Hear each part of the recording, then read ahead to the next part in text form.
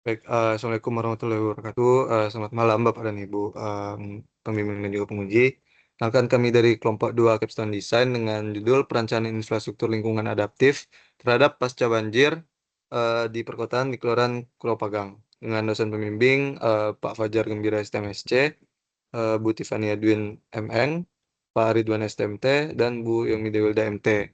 Dengan dosen penguji Bu Anissa Maulida STMT, Bu Insinyur Yani Ruslinda MT, Bu Yaga Serlina STMT, dan Bu Dewi Nisa Putri STMT. Kami beranggotakan 4 orang, pertama saya sendiri Muhammad Iksan Abdillah, Tiffany Davis, Salsa Gayatri, dan Elizabeth Sabina. Pertama ada daftar isi yang dibagi menjadi 4. Yang pertama pendahuluan, kondisi umum dan existing wilayah perencanaan, metode pelaksanaan pekerjaan, rencana jadwal pelaksanaan pekerjaan. Pertama ada latar belakang, jadi wilayah pemerintahan kami di Kelurahan Kuropagang, Kecamatan Nanggalo, Kota Padang, yang merupakan kawasan pemukiman dataran rendah yang rawan banjir akibat curah hujan tinggi dan juga luapan sungai. Eh, Pasca banjir terjadi mengakibatkan kekurangan air sungai tinggi akibat sedimen lumpur, sampah padat, dan material terbawa arus. Dapat juga endapan sedimen yang menurunkan kualitas fisik visual air serta meninggalkan lapisan lumpur tebal di pemukiman dan jalan lingkungan. Terdapat juga air banjir yang membawa tanah, pasir, pestisida, dan limbah domestik ke badan air, sehingga meningkatkan risiko pencemaran kimia dan juga biologis. Dapat juga kontaminan berupa kotoran hewan, bakteri patogen, dan bahan kimia, yang meningkatkan risiko penyakit di lingkungan seperti diare, leptospirosis, dan juga ispa.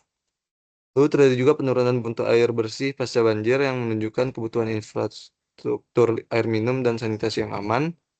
Dan sedimen kering pasca banjir juga mudah menjadi debu dan menurunkan kualitas udara ambien, serta peningkatan kasus ISPA yang menunjukkan urgensi pengendalian kualitas udara. Yang terakhir, sistem pengolahan sampah tingkat kelurahan juga belum optimal, terlihat dari sampah di sungai dan juga lingkungan permukiman, dan juga terdapat penumpukan sampah yang meningkatkan risiko banjir ulang dan perkembangan vektor penyakit. Lalu yang ada maksud dan tujuan untuk maksud dari kegiatan ini yaitu untuk merancang infrastruktur lingkungan yang adaptif terhadap risiko pasca banjir di Kelurahan Kuropagang guna menjamin ketersediaan air bersih, mengendalikan polusi debu, meningkatkan efektivitas pengolahan sampah serta melindungi kesehatan masyarakat. Untuk tujuannya ada 6. Yang pertama menyusun rencana air minum dan air limbah aman pasca banjir. Yang kedua merancang pemantauan kualitas udara dan mitigasi debu. Yang ketiga mengembangkan sistem pengolahan sampah adaptif skala kelurahan. Yang keempat, pelaksanaan ARKL terintegrasi yang berupa air udara dan sampah. Yang kelima, melakukan hilirisasi pada infrastruktur usulan. Dan yang terakhir, menyelaraskan rekomendasi yang kami buat dengan kebijakan daerah. Lalu ada ruang lingkup yang terbagi menjadi 4. Yang pertama, berupa survei lapangan dan analisis teknis kondisi existing yang berupa pengukuran kualitas air minum dan air limbah, pemantauan parameter udara ambien, serta peninjauan sistem pengolahan sampah dan kesehatan lingkungan di kelurahan. Yang kedua, perancangan sistem infrastruktur adaptif yang berupa penyediaan air bersih dan sanitasi pasca banjir, instalasi pemantauan kualitas udara, misalnya stasiun pemantau atau sensor, serta fasilitas pengolahan sampah terpadu skala kelurahan. Yang ketiga, tahapan utama yang berupa identifikasi masalah, pengumpulan dan analisis data, perancangan alternatif teknis, serta evaluasi dan pemilihan solusi terbaik. Yang terakhir yaitu output yang berupa dokumen laporan kajian existing, dokumen rancangan terperinci termasuk gambar kerja, rekomendasi kebijakan dan implementasi, dan serta presentasi hasil kepada pemangku kepentingan. Selanjutnya ada gambaran umum dan existing wilayah yang akan dijelaskan oleh rekan saya, Salsa. Baik, terima kasih pada moderator. Selanjutnya, untuk administrasi pada Kelurahan Kurawapagang, ini merupakan salah satu dari 6 kelurahan di Kecamatan Nanggalo, Kota Padang, dengan luas 2,85 km persegi, dengan jumlah penduduk sekitar 12.470 jiwa yang tersebar dalam 8 RT, RW, dan juga 47 RT. Dengan batas wilayah administrasinya, pada utara itu berbatasan dengan wilayah Kota Tangah, pada barat itu berbatasan dengan Kelurahan Kampung Lapai, timur berbatasan dengan wilayah Kuranji, dan selatan itu berbatasan pada Kelurahan Gadang. Untuk geografis pada Kelurahan Kurawapagang, ini merupakan kawasan pemukiman daratan rendah di perkotaan di bagian barat Kota Padang yang berkembang pesat dan berjarak sekitar 2 km dari pusat Kecamatan Nanggala maupun kantor Wali Kota Padang, sehingga mengalami tekanan pembangunan pemukiman dan ekonomi. Dan secara geografis, wilayah ini berada pada koordinat 0,8 100,89 Lintang Selatan dan juga 100,37 Bujur Timur, serta dilalui dengan Sungai Batang Kuranji yang mengalir dari kawasan perbukitan timur Kota Padang. Untuk topografi Kelurahan Kurawapagang itu didominasi dengan lahan datar hingga landai dengan ketinggian rata-rata kurang lebih 11 mdpl. Untuk kondisi elevasi yang relatif rendah dan tidak bervariasi menyebabkan aliran permukaan lambat, sehingga wilayah ini rentan genangan dan terutama pada saat hujan tinggi, sehingga kapasitas drainase tidak memadai. Untuk klimatologis dari Kelurahan Kurawapagang, ini beriklim tropis dengan suhu 23–32 Celcius dengan kelembapan lebih dari 80% dan curah hujan tinggi yang dipengaruhi oleh kedekatan dengan Samudra Hindia. Kondisi ini meningkatkan risiko hidrometeorologis berupa banjir dan juga genangan perkotaan, serta berpengaruh pada sistem drainase dan kerentanan kesehatan lingkungan masyarakat. Untuk kondisi sosial masyarakat Kelurahan Kurawapagang itu ditandai dengan pemukiman padat dengan interaksi warga yang erat, dengan nilai gotong royong dan musyawarah yang kuat. Untuk solidaritas saat banjir melalui kerjasama, pembersihan, dan juga saling membantu, menunjukkan ketahanan sosial masyarakat yang baik. Next, saya kembalikan pada moderator. Baik, terima kasih Salsa. Selanjutnya ada dari segi ekonomi yang akan dijelaskan oleh rekan saya. Baik, terima kasih moderator. Selanjutnya ada dari sisi ekonomi. Kondisi ekonomi masyarakat Kelurahan Kurawapagang ini didominasi dengan sektor informal, usaha kecil, perdagangan, dan jasa dengan pendapatan beragam yang rentan terganggu oleh banjir. Bencana dapat menghambat usaha dan mobilitas sehingga menurunkan pendapatan sementara masyarakat, namun masyarakat dapat beradaptasi melalui pekerjaan tambahan atau usaha rumahan sehingga ekonomi tetap berjalan meskipun membutuhkan dukungan pembangunan berkelanjutan. Kemudian selanjutnya ada existing wilayah pasca banjir di mana dari segi air limbahnya itu sistem air limbah di Kurawapagang ini terganggu sehingga mayoritas rumah memakai aspal DS dengan tangki septik individu. Banjir menyebabkan tangki terendam dan beresiko bocor, saluran drainase tersumbat dan mengalami sedimentasi. 83,3% rumah tangga memiliki sarana air limbah, namun belum semuanya memenuhi standar baku mutu dan memiliki resiko pencemaran sungai Batang Kuranji. Rencana IPAL dan SPALDT-nya tidak selesai dibangun dengan solusi tangki septik komunal. Untuk air bersihnya di mana sumur air bersih warga tercemar lumpur dan banyak tidak layak pakai, distribusi PDAM sempat terganggu yang menyebabkan kekeruhan tinggi dan kerusakan. Warga bergantung pada air tangki bantuan, sungai sangat keruh dan sedimentasi tinggi yang menyebabkan kapasitas air tersebut turun. Timbunan sampah yang berada di sungai atau drainase menghambat aliran air dan pemulihan sistem air bersih menjadi lambat. Selanjutnya ada ekosistem wilayah pasca banjir bagian sisi buangan padat, di mana itu sebelumnya sudah ada bank sampah atau LPS di tiap RW, namun pelaksanaannya belum optimal. Untuk kendalanya itu pemilahan pada setiap rumah itu rendah, sarana terbatas, dan masih ada pembuangan liar. Sampah yang di sana dominan campuran organik anorganik, sehingga 3R belum efektif. Untuk kondisi pasca banjir itu lonjakan sampah lumpur, kayu, puing, dan sedimen, dan kapasitas pengangkutan terbatas sehingga menyebabkan resiko bau dan vektor dan sumbatan. Bank sampah berperan penting dalam pemulihan lingkungan. Dikembalikan kepada moderator. Baik, terima kasih Elizabeth. Selanjutnya ada existing wilayah pasca banjir untuk di kualitas udara yang akan dijelaskan oleh rekan saya.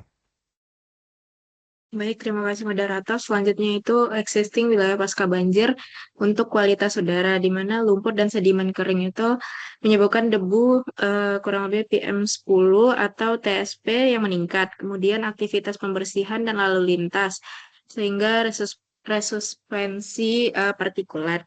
Kemudian kayu atau material organiknya itu membusuk dan bau dan senyawa volatil. Kemudian partikel halus menyebabkan risiko gangguan pernafasan dan dampak sekunder banjir pada kualitas udara lokal. Next.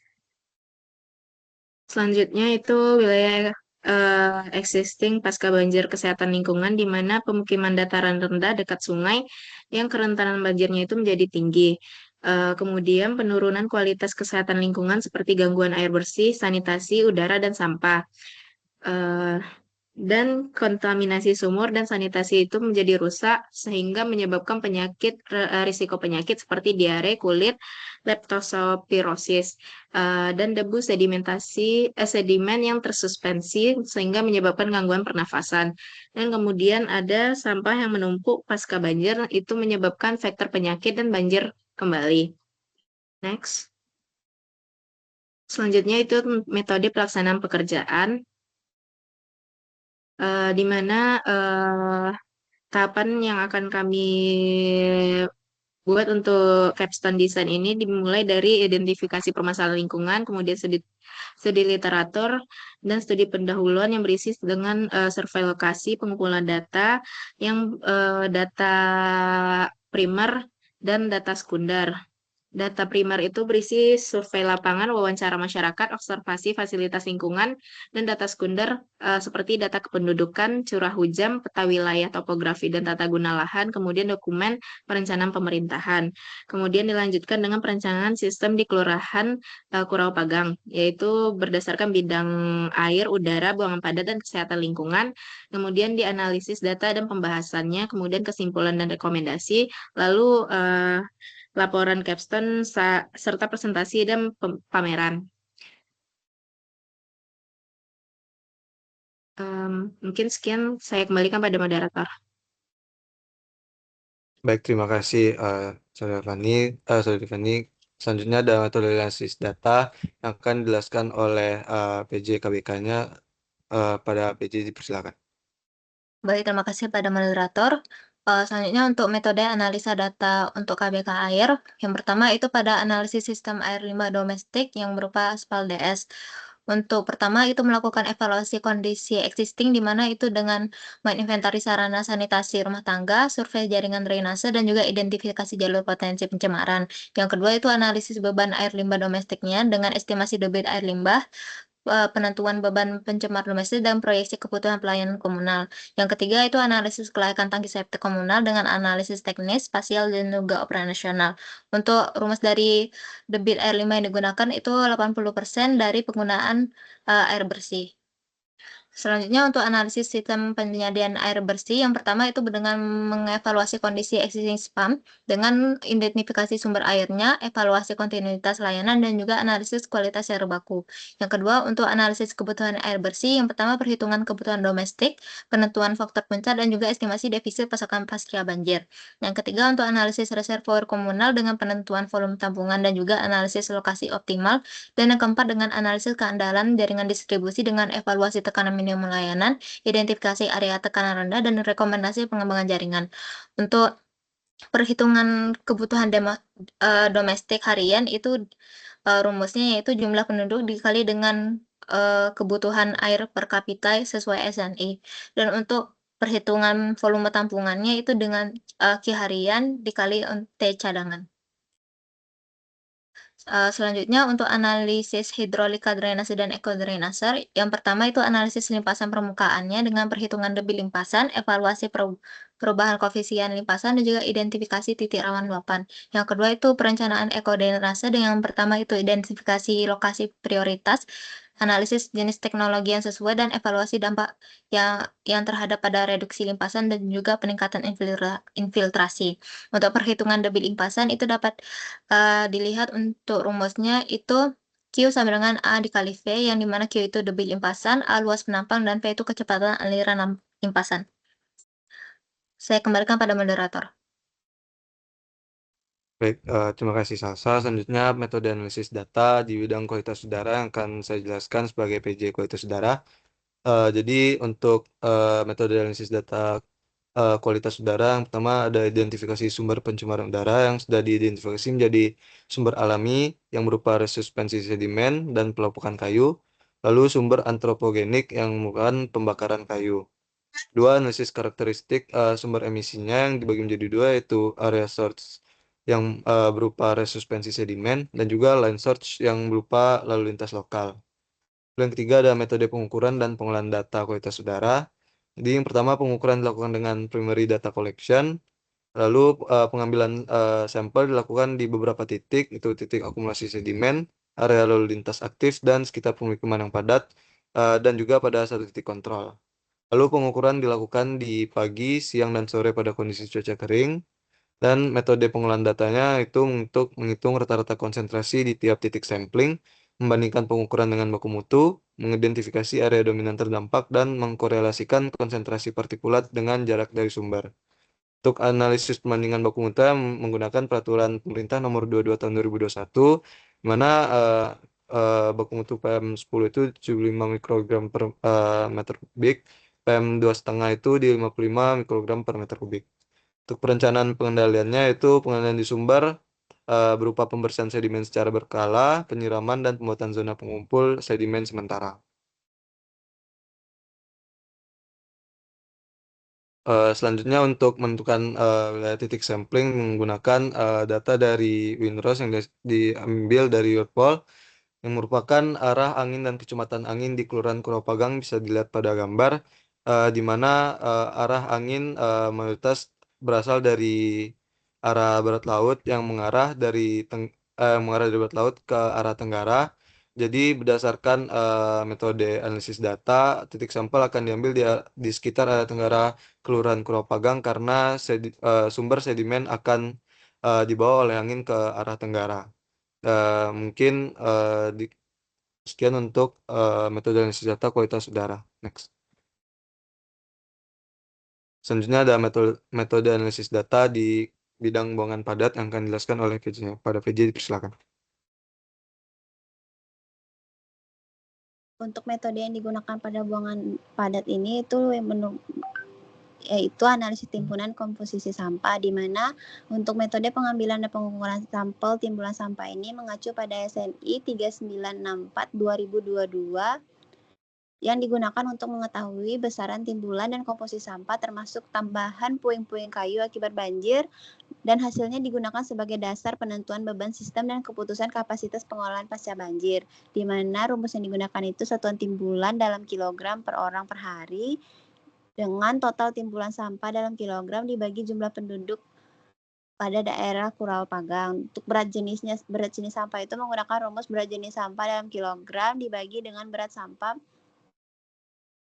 yang dihasilkan per orang.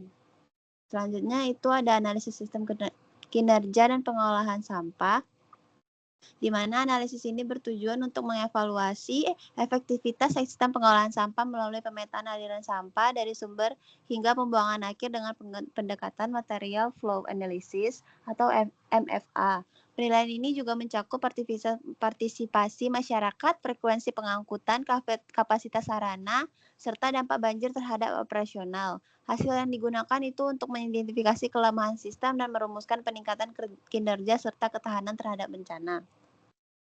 Dikembalikan kepada moderator. Baik, terima kasih Elizabeth. Selanjutnya ada metode analisis data di bidang RK atau analisis risiko kesehatan lingkungan yang akan dijelaskan oleh PJ. Pada PJ, silakan. Baik, terima kasih moderator. Selanjutnya itu metode analisis data untuk bidang kesehatan lingkungan, di mana di sini ada dua metode, yaitu ARKL, di mana di sini ARKL ini untuk menilai risiko kesehatan akibat paparan lingkungan pasca banjir. Di mana tahapannya itu dengan cara identifikasi bahaya dari sumber kontaminannya seperti limbah domestik, sedimen, dan sampah. Kemudian media tercemarnya seperti air, sumur, sungai, genangan, tanah, lumpur, atau debu. Kemudian analisis paparannya itu aktivitas warga pasca banjir, kontak lumpur, air sumur, pembersihan. Di mana rute paparannya itu ingesti, dermal, sampai dengan inhalasi. Kemudian dosis respon, di mana hubungan kontaminannya itu seperti penyakit atau tingkat keparahan dampaknya. Kemudian karakteristik risiko itu merupakan frekuensi dan durasi paparan atau populasi terpapar. Sehingga klasifikasi risikonya itu bisa ditentukan nanti rendah, sedang, atau tinggi. Dan prioritas masalah kesehatan. Kemudian itu ada metode Hiradisi, di mana di sini analisis risiko keselamatan untuk menilai bahaya keselamatan pasca banjir. Langkah utamanya itu identifikasi bahaya seperti permukaan licin, sedimen, atau benda tajam, genangan, drainase tersumbat, infrastruktur rusak, dan Kemudian penilaian risiko, di mana di sini risiko bisa ditentukan dari risiko rendah, sedang, atau tinggi. Dan untuk pengendaliannya itu berdasarkan hierarki seperti eliminasi, rekayasa, administrasi, APD, dan intervensi seperti air bersih yang aman, sanitasi tahan banjir, dan pengendalian debu, dan pengelolaan sampahnya. Kemudian prioritas pengendalian. Next. Selanjutnya itu metode pelaporan di mana proposal nanti yang berisi latar belakang, kondisi wilayah, metode, jadwal, dan rencana biaya awal. Kemudian nanti ada laporan pendahuluan, itu berisi identifikasi kondisi existing dan permasalahan, metode, dan jadwal terperincinya. Kemudian yang ketiga itu ada laporan antara kemajuan analisis, data, dan alternatif desain infrastruktur. Kemudian ada laporan akhir di mana ini laporan hasil analisis dan desain yang terpilih dengan perhitungan teknis ekonomi serta rekomendasi termasuk eksekutif summary-nya. Kemudian itu presentasi dan pameran di mana penyampaian dan evaluasi hasil perencanaan secara lisan dan visual. Mungkin saya kembalikan pada moderator. Baik, terima kasih Fani. Selanjutnya ada rencana jadwal pelaksanaan pekerjaan. Mungkin di tahapan kegiatan capstone ini dimulai dari minggu pertama itu persiapan dan studi literatur dan menentukan lokasi perencanaan. Di minggu kedua itu observasi lapangan, identifikasi kondisi existing oleh perencanaan terhadap permasalahan keteknikan lingkungan, uh, dan juga di minggu ketiga itu menyusun dokumen proposal rencana ke depannya berdasarkan data lapangan atau kondisi existing yang sudah didapatkan dalam perencanaan capstone design ini. Lalu di minggu keempat itu masuk seminar laporan proposal. Minggu ketiga masuk seminar laporan proposal. Di minggu keempat masuk pada penyusunan draft laporan pendahuluan. Minggu kelima seminar laporan pendahuluan. Di minggu ke-6 masuk penyusunan draft laporan antara sampai minggu ke-9. Di minggu ke-10 masuk ke seminar laporan antara. Minggu ke-11 sampai ke minggu 15 masuk ke penyusunan draft laporan akhir. Di minggu ke-16 untuk seminar laporan akhir dan minggu ke-17 untuk pameran poster maket kalau ada peserta dari seluruh laporan. Selanjutnya ada rancangan anggaran biaya yang akan dijelaskan oleh rekan saya. Selanjutnya untuk rencana anggaran biaya yang pertama itu ada anggaran biaya personil yang dimana untuk uraiannya itu nomor pertama itu transfer anggota tim survei dengan frekuensinya 2 kali dengan jumlah 4 orang dengan total 44.000. Yang kedua itu rencana anggaran biaya personil yang dimana untuk uraian itu ada BBM motor operasional survei, masker juga sarung tangan dengan frekuensi yang dilakukan 2 kali dengan total biayanya yaitu 145.200.000. Saya kembalikan pada moderator. Terima kasih Elizabeth. Mungkin sekian dari paparan dan presentasi kami dari kelompok 2B Capstone Design. Mungkin kalau ada kesalahan dan kekurangan kami mohon maaf. Mungkin saya tutup dan saya akhiri. Wassalamualaikum warahmatullahi wabarakatuh.